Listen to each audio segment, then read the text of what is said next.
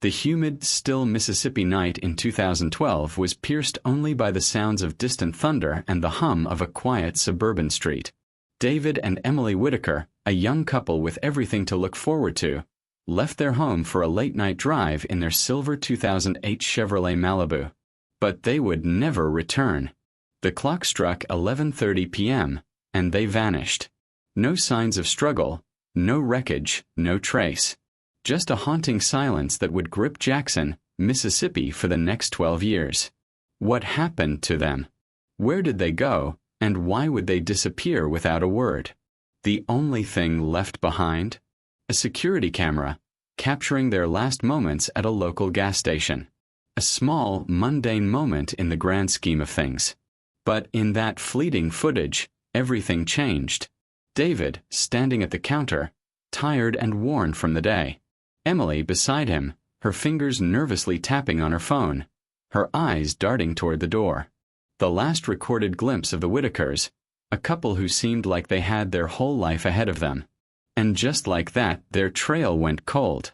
No phone calls. No texts. Nothing. For over a decade, their family and friends were left in the dark, haunted by the question, where did they go? In the years that followed, rumors swirled, theories multiplied, and the case grew colder and colder. But now, 12 years later, new evidence has come to light. A discovery that will finally reveal the truth. The truth about what happened to David and Emily Whitaker. A truth that will leave you questioning everything you thought you knew about this case. Before I begin, let me ask you something. Where are you watching from? Drop your city in the comments below. I'd love to know just how far this story is reaching. On the morning of July 15, 2012, David and Emily's two young daughters woke up, expecting the same comforting chaos that usually filled their home. The sound of pots clanging in the kitchen. The hustle of their parents rushing around to get them ready for the day. But when they wandered through the house, everything was eerily still. No familiar footsteps. No breakfast. No sounds of their parents arguing over coffee or laughing as they prepared for another day. Just an unnatural quiet, as though the very life had been drained from the home. Their parents were gone. Their phones were off. This was the beginning of one of Jackson's darkest mysteries. A mystery that would stretch across 12 years, leaving questions and heartbreak in its wake. The house that once echoed with the sound of love and routine now stood hollow, waiting for answers. The girls wandered through the house, each room a silent witness to the sudden, unexplained disappearance of their parents. They peered into the kitchen, expecting to see the half-eaten breakfast that had always been there before school. Nothing. Just empty countertops and an abandoned toaster, still plugged in but quiet. The air was thick with the absence of the two people who had always been there for them. By 8 a.m., the family's growing panic turned to fear. The grandmother, who lived nearby, stopped by, sensing that something was terribly wrong. She immediately tried calling both David and Emily. No answer. The silence was suffocating, so she called the police. Sheriff Randall Hayes, a veteran with nearly 20 years of experience, was quick to act. He knew the urgency of the situation. Every moment counted in a missing persons case. As the morning wore on, officers canvassed the neighborhood, knocking on doors, asking neighbors if they'd seen anything unusual. They reviewed security footage from nearby stores, checking for any sign of David and Emily. But there was one detail that stood out, something that would change the entire course of the investigation. At 11:30 p.m., a piece of CCTV footage from a gas station on I-55 showed David and Emily just moments before they disappeared. There they were, standing side by side at the counter. David in a worn shirt, his face tired but calm. Emily beside him, her fingers fidgeting nervously with her phone. She glanced up at the door every few seconds, as if waiting for someone or something. But there was nothing abnormal about the footage, nothing that screamed danger. No fight, no argument, no signs of distress. Yet there was something unsettling in her eyes, something that made the hairs on the back of your neck stand up. She wasn't just distracted. She was looking around, almost like she was expecting something, or someone? Could this seemingly innocent gas station stop hold the key to their disappearance? Was there something about that moment that the investigators were missing? Or had Emily's anxious glances been a warning sign? Could the footage hold the first clue to what had really happened to them? The camera showed them walk out of the station, their silver Chevrolet Malibu pulling into the night, headlights cutting through the darkness. The last recorded image of the Whitakers. And from that moment, their trail went cold. The sheriff's office expanded the search. They scoured the roads, checked the area around I-55, and turned to the local community for answers. Flyers were posted. The media began to pick up the story. But as hours turned into days, the answers never came. Every lead seemed to fizzle out. Every witness was either too vague or offered nothing substantial. Meanwhile, the rumors began to spread. In Jackson, people whispered. Some said David and Emily had decided to flee, to escape the pressures of life and start anew. Others spoke in hushed tones about unpaid debts, about a mysterious man who had been involved with the Whitakers in the past. But none of these theories made sense. David and Emily had 2 young daughters, a home, a stable life. They wouldn't just abandon everything without a word. And then there was the haunting question. Why had their phones gone silent? Both phones were turned off shortly after leaving the gas station. Was this a coincidence? Or was it something far darker? Why would their phones stop working? Had they been cut off deliberately? The thought of it felt chilling, almost like the couple had known their fate before it happened. For days, the investigation seemed to hit a wall. No new leads. No new sightings. No explanations. And yet, one thing remained clear. Whatever had happened to David and Emily, it wasn't an accident. It wasn't a random disappearance. Something or someone had a hand in this. Someone who knew them. Someone who had been close enough to make their phones disappear into silence. And now, the search for answers would only grow more intense. The story of David and Emily Whitaker's disappearance had just begun.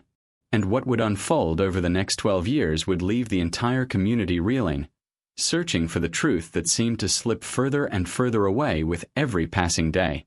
Before we continue, I want to take a moment to thank all of you, my amazing subscribers, for supporting this channel and helping it grow. These stories take time, dedication, and a lot of research to bring to you, and your support means everything. If this case has shocked you, if you feel the weight of the mystery surrounding the Whitakers' disappearance, give this video a like and subscribe to the channel. Don't just stop there. Share this story with someone who still believes that truth can be uncovered, no matter how long it takes. And make sure to hit the notification bell so you're the first to know whenever I drop another gripping mystery like this. Trust me, you won't want to miss it. By 2022, the Whitaker case had faded into the background. Months turned into years, and with each passing day, the search for answers seemed to lose its momentum. The investigators had exhausted every lead, every witness, and every theory. No new clues. No breakthroughs. Jackson, Mississippi had learned to live with the silence, the pain of an unanswered mystery that seemed destined to remain unsolved. The Whitaker family, left in the cruel grip of uncertainty, could only wonder what had happened to their parents. The small flicker of hope that had once kept them searching for the truth seemed to be growing dimmer. But just when the world had started to forget, the story took an unexpected turn. A twist no one saw coming. In a surprising move, a civilian diving team, the Delta Recovery Unit (DRU), decided to revisit the Ross Barnett Reservoir. These were no ordinary divers. The DRU team specialized in recovering submerged vehicles and missing persons from bodies of water. What set them apart was their cutting-edge sonar technology, equipment far more advanced than anything used in 2012. Sonar systems capable of piercing deep into the murky, sediment-heavy waters of the reservoir, revealing details that had been hidden for years. The team, led by the grizzled, determined Travis Miller, had no idea what they were about to uncover. They were simply trying to do what the official investigators couldn't: search the depths with modern technology to see if there was anything they had missed. At the time, They had no idea that they would stumble upon a discovery so shocking that it would pull the Whitaker case from the brink of being forgotten, reawakening the search for the truth in ways no one could have anticipated. As the team glided their boat through the still waters, their sonar equipment buzzed with activity. The screen flickered, displaying shadows of objects beneath the surface. But then something unusual appeared, a large, solid mass buried deep in the mud. The sonar scan showed a silver shape, a vehicle of some sort, half submerged in the depths. The image was grainy, but it was clear enough to recognize the outline of a car. A sedan, no less. Travis and his team's hearts pounded. Could it be? Could this be the missing Whitaker vehicle, still resting here, hidden in the darkness for more than a decade? The team immediately dropped an anchor and sent their divers into the water, their lights cutting through the thick murk. They followed the sonar's guidance, carefully navigating the underwater terrain, and there it was, beneath layers of silt and debris, a silver 2008 Chevrolet Malibu, just as it had been described in the missing persons report. The vehicle was almost completely preserved. Its doors were still sealed shut. The seatbelts remained fastened as though the car had never been disturbed. But as the divers explored the car's interior, a chilling discovery was made. A blood stain. At first, it was just a small spot on the car door, barely noticeable. But when the divers looked closer, their hearts sank. This blood didn't belong to David or Emily. It was foreign, unidentified. This one small detail completely changed the course of the investigation. The implications were staggering. If this blood didn't belong to the couple, then who else had been in the car that night? And why had it taken over a decade for this crucial piece of evidence to come to light? For a moment, the DRU team stood in stunned silence. The implications of this find were too vast to fully comprehend. What did it mean for the case? Was it possible that the disappearance of David and Emily Whitaker wasn't a simple accident or voluntary disappearance after all? Was this a staged crime scene? It was a terrifying possibility, but it was one that made more sense than any other theory. The car, still locked, the seatbelts fastened, and the presence of foreign blood suggested that someone else, someone outside the Whitaker family, had been involved. What was once a cold, unsolved mystery was suddenly a potential homicide case. And with this discovery, the investigation took on an entirely new focus. The question was no longer just, where did David and Emily go? But, who else was involved in their disappearance? And why had they tried to stage it as a tragic accident? The answers to those questions were buried beneath the murky depths of Ross Barnett Reservoir. And now, for the first time in years, the investigation had a new direction to follow. But the twist didn't end there. This discovery, the bloodstain, the sealed doors, the preserved car, was just the beginning. As the case moved forward, it would reveal more unexpected revelations, darker truths, more questions, and the search for the killer, who had been hiding in plain sight for so long, would become even more urgent. But for now, the Whitaker family story was about to take another, even more chilling turn. The truth, after 12 long years of silence, was finally beginning to surface.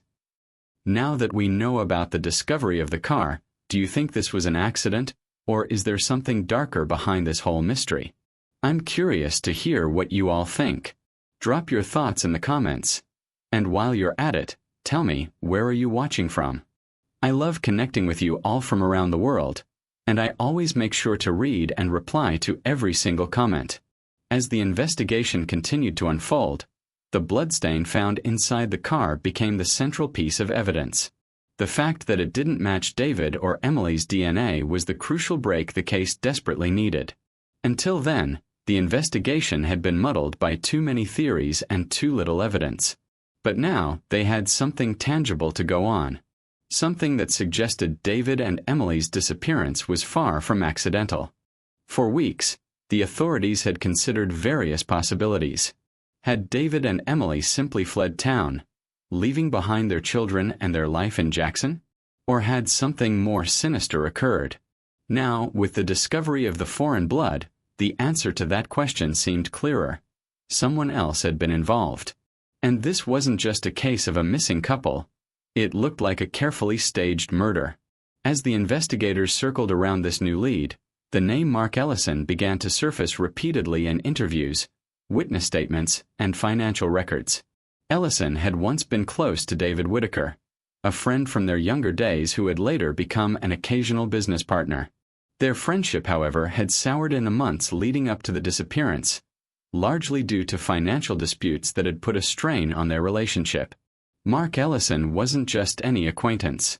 He had a dark history, a history filled with debts, shady deals, and a reputation that didn't sit well with many people in Jackson.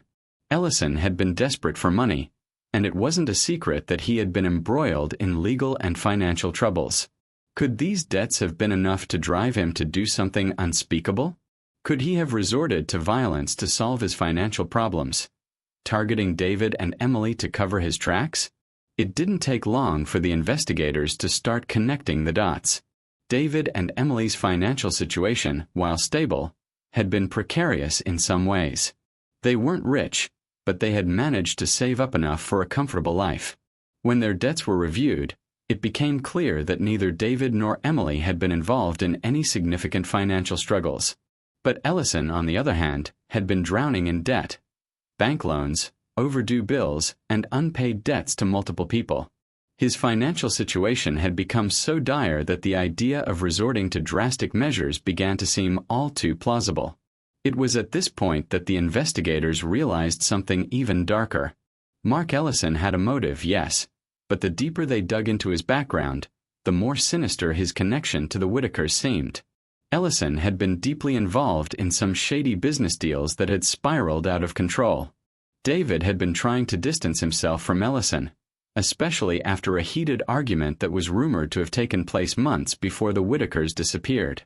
It was clear that the two had had a falling out, and David had made it clear to his family that he would never work with Ellison again. With Ellison's name now at the forefront of the investigation, the authorities began to focus on his whereabouts on the night of July 14, 2012. They dug into his alibi, but no one could vouch for him during the crucial hours when David and Emily vanished. His co-workers didn't recall seeing him after 8 p.m., and his phone records were sparse, with large gaps that raised more questions than answers. The only thing that seemed certain was that he had been in the area, potentially at the same gas station where David and Emily had been last seen. But this wasn't the end of the story. As the investigation continued to zero in on Ellison, new details started to emerge. Details that cast an even darker shadow over the case. Some witnesses, who had previously been hesitant to come forward, started sharing new information. One witness, a truck driver, recalled seeing a white pickup truck parked near the reservoir on the night of the disappearance, its headlights off, and a tall, broad-shouldered man standing nearby. The man seemed to be talking to someone in the car, a silver Malibu. Could this have been Mark Ellison? The idea of someone else being involved in the murder began to take shape. While Ellison's name was linked to the crime scene, the evidence wasn't conclusive. Investigators began to consider the possibility that there was another person involved. Someone else who could have been pulling the strings, orchestrating the scene, and using Ellison as a pawn. Was there more to this story than just a bitter dispute gone wrong? Could there have been someone else involved, someone who manipulated the events from the shadows? Perhaps it wasn't just Ellison.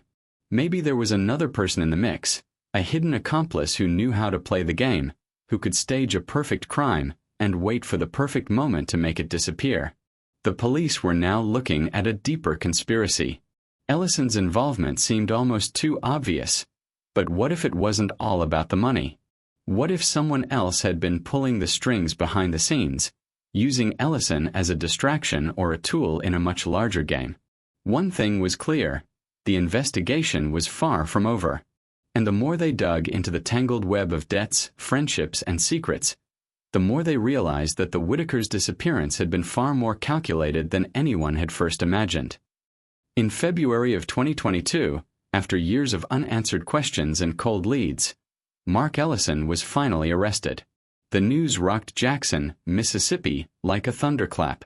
He had been living among them, unnoticed, seemingly innocent, blending into the quiet community. For a decade, he had walked freely, his name not once brought up in connection with the Whitaker case. But now the truth had finally caught up with him. The arrest was a stunning revelation. Mark Ellison, once a friend and business associate of David Whitaker, had become the prime suspect in one of the most chilling cases Jackson had ever witnessed. As Ellison was led away by authorities, the community was left in shock. How could someone so close to the Whitakers have been involved in their brutal disappearance? And more importantly, how had he evaded suspicion for so long? For the Whitaker family, the news was a bitter pill to swallow. Their hopes, which had dwindled over the years, were reignited with the arrest. Yet, the pain of knowing that someone they had trusted could have been involved in their loved ones' deaths made the reality of the situation even more devastating. But as the investigation unfolded, what came next was even more shocking. Mark Ellison's arrest was only the beginning. The police had suspected him for months, piecing together the puzzle with circumstantial evidence. But the arrest did not bring the immediate answers that everyone had hoped for. Instead, it opened a new chapter in a case that was far more complicated than anyone had anticipated. As the investigation into Ellison deepened, the true extent of his involvement began to surface. At first, the case seemed straightforward: a man with financial troubles, a strained relationship with the victims, and the opportunity to commit the crime. But the deeper they dug, the more chilling the details became. Ellison's role in the murder was not as simple as initially thought. It wasn't just about money or a business deal gone wrong. There were whispers now, whispers about a larger conspiracy, something far darker than anyone could have imagined. Could Ellison have been working with someone else? Could he have been acting as part of a larger plan? The investigation shifted as the team considered the possibility that Mark Ellison was just a cog in a much bigger machine, and the true mastermind remained hidden in the shadows. The Whitakers' disappearance had never been a random event. It had been carefully planned, orchestrated with chilling precision. The bloodstains found in the car, the lack of physical evidence at the scene, the secrecy and complexity surrounding the crime, it all pointed to a well-executed scheme. But why? What was the motive behind such a meticulously staged murder? Ellison, in the months following his arrest, remained eerily calm. His stoic demeanor was unnerving to investigators. He denied any involvement in the crime, claiming he was innocent. But as the police dug deeper into his past, a pattern began to emerge. Ellison had been living in the area at the time of the disappearance, evading suspicion by staying low-key, blending in with the community. He was known for being quiet, distant, and somewhat reclusive, which made him an unlikely suspect. But as they uncovered more, the puzzle pieces fell into place. They discovered that Ellison had been in significant debt at the time of the Whitakers' disappearance. His business was struggling and he had financial ties to people who were more dangerous than he let on. Ellison had been desperate for a way out, and it seemed that David's recent success and ability to escape financial turmoil had driven Ellison to act out of desperation. But the more they examined Ellison's connections, the more they realized that his involvement in the crime wasn't as isolated as they thought. Investigators began to piece together a web of relationships, debts, and secrets that connected Ellison to people outside Jackson. People who had their own motives for wanting the Whitakers gone. At the same time, new witness testimonies surfaced. People who had previously remained silent now spoke out about what they had seen the night of the Whitakers' disappearance. A gas station worker who had previously been interviewed recalled seeing Ellison near the station the night David and Emily vanished. A truck driver who had passed by the reservoir that night remembered seeing a white pickup truck, Ellison's truck, parked near the water, its headlights off, as if it had been waiting. The evidence was mounting. But as the police dug into Ellison's past, they also uncovered something that no one had expected.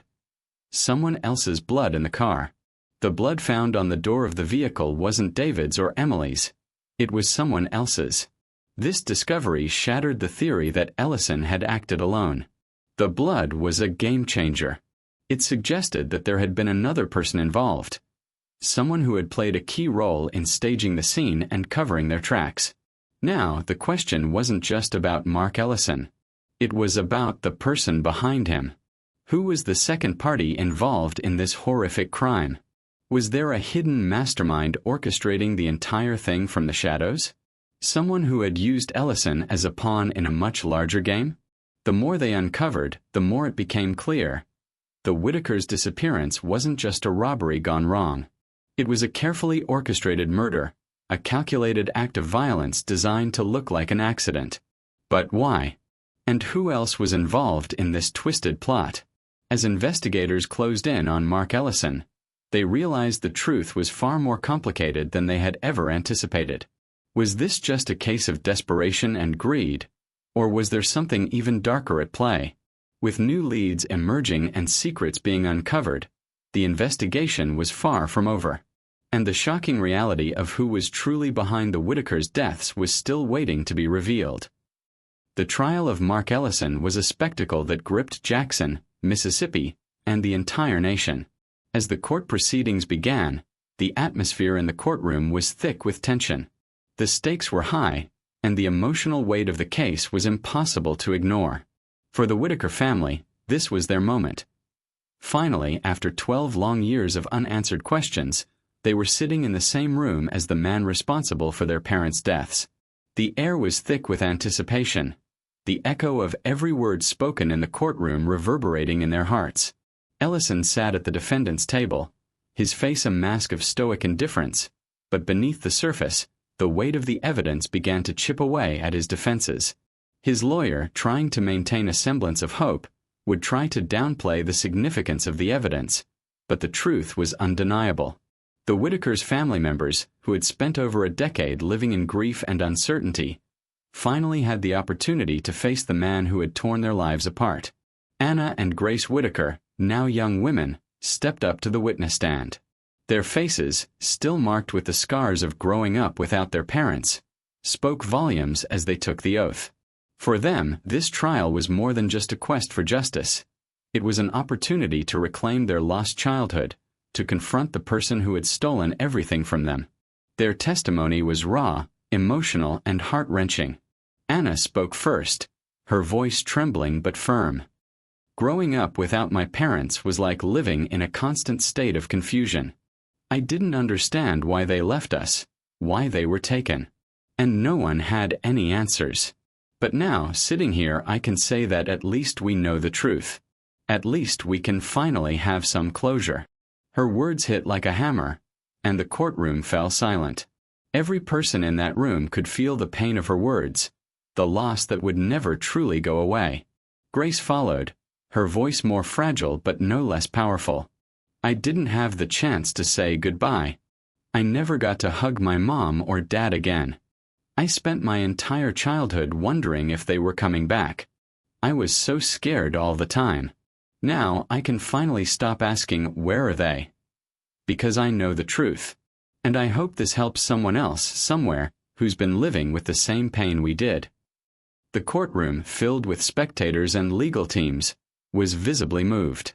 Even the judge seemed to struggle with his emotions.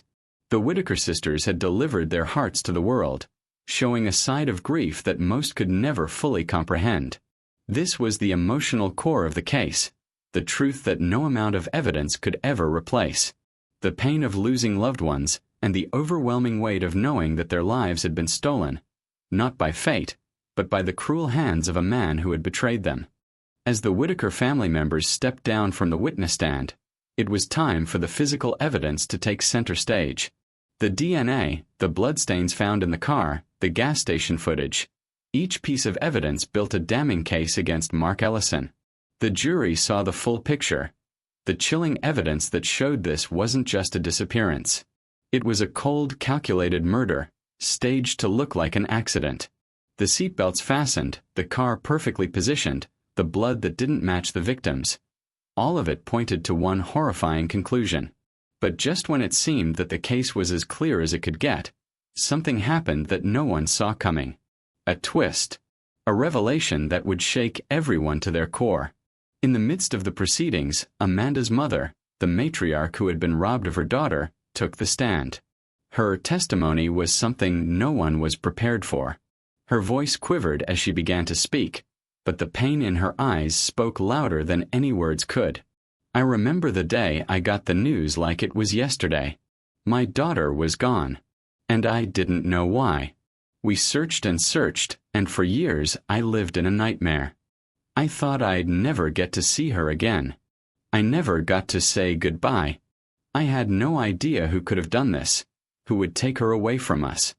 I never thought I would be sitting here today, facing the man who did it." Her words hung in the air, thick with grief and unresolved pain. For Amanda's mother, justice had been a distant dream, a faint hope that had flickered out of reach with each passing year. But now, as she sat there in front of Mark Ellison, something in her eyes changed. The truth was finally within reach. She continued, her voice steadying. "I want justice. I want to know why he did this, why my daughter had to die like this. And I want to know why it took so long for someone to step forward, for someone to uncover the truth. 12 years, too long to wait. But now we know. Now we have the truth."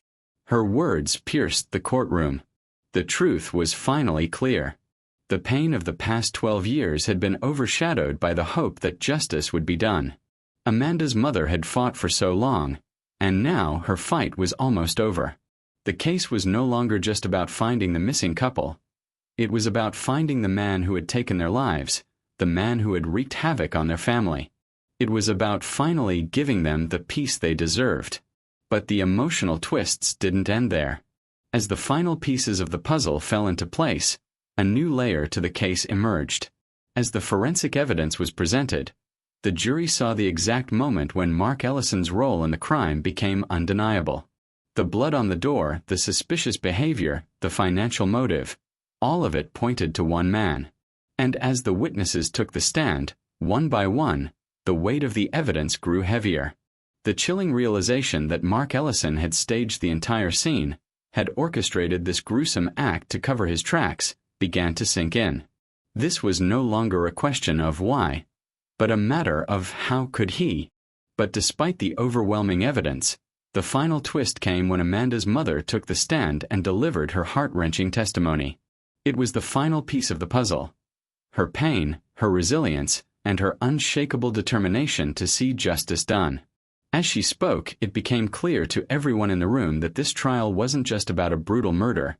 It was about love, loss, and the unyielding fight for justice. Her testimony was the turning point, the emotional crescendo that made the truth undeniable. And as the court session came to a close, the stage was set for the final act in this long-awaited pursuit of justice. The jury had deliberated for what felt like an eternity. The tension in the courtroom was almost unbearable, as everyone waited for the verdict that would bring an end to one of Jackson, Mississippi's darkest mysteries.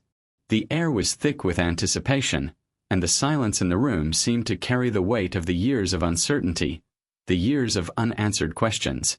Finally, the judge returned, his voice steady as he read the decision that would change everything. "We, the jury, find the defendant, Mark Ellison, guilty of the second-degree murder of David and Emily Whitaker." The words echoed in the courtroom, as the gravity of the verdict settled over everyone present. For the Whitaker family, it was a moment of both relief and heartbreak.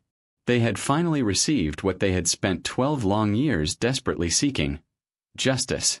The man who had taken their parents' lives had been found guilty. The wheels of justice had turned. But for Anna and Grace, the two daughters who had grown up with the question of "Where are my parents?"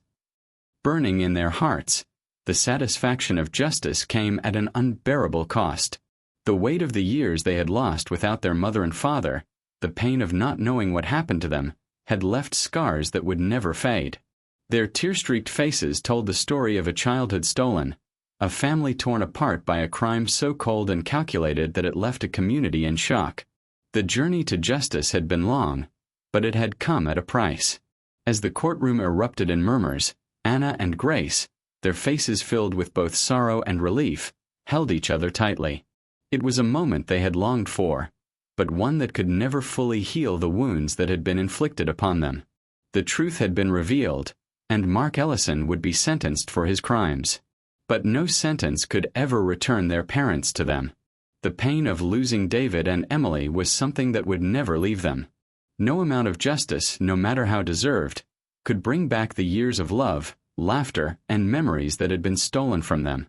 But as they stood there, their hearts heavy with grief, they knew that the truth had finally been uncovered. The mystery that had haunted them for over a decade had been solved, and the truth had been brought to light, just as it always should be. As the judge declared the court adjourned, the Whitaker family, though devastated, knew they had finally found the closure they had been searching for.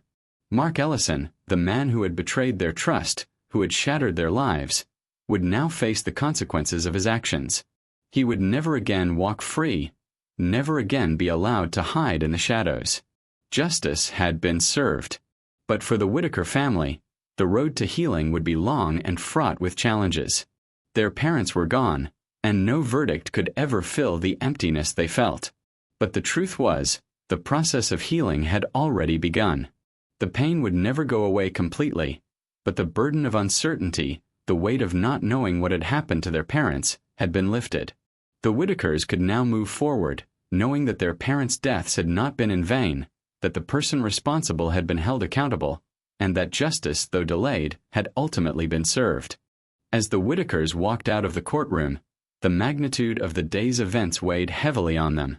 They had sought justice for so long, and now, at last, they had it. But while the guilty verdict was a victory for their family, it was a bittersweet moment. The scars of loss remained, and no amount of justice could ever erase the emotional toll that 12 years of uncertainty had taken on their hearts. For Anna and Grace, their lives had been shaped by the absence of their parents. They had grown up without the love and guidance of the two people who had meant everything to them.